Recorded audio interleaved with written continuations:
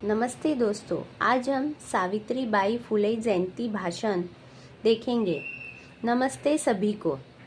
आज मैं सावित्री बाई फुले पर कुछ शब्द कहना चाहती हूँ। सावित्री बाई फुले भारत की पहली महिला शिक्षिका और समाज सुधारक थी। उनका जन्म 3 जनवरी 1831 को महाराष्ट्र के सातारा जिले में हुआ था।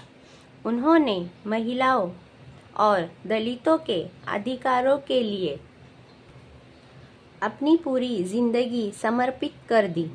1848 में उन्होंने अपने पति ज्योतिराव फुले के साथ पहला बालिका विद्यालय खोला। उस समय महिलाओं की शिक्षा को बहुत नज़रअंदाज किया जाता था, लेकिन सावित्री बाई ने इसे अपने मिशन बना लिया। उन्होंने समाज में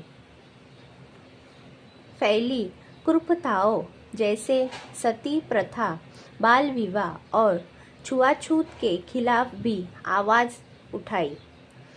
उनका जीवन हमें सिखाता है कि शिक्षा और समानता हर व्यक्ति का अधिकार है।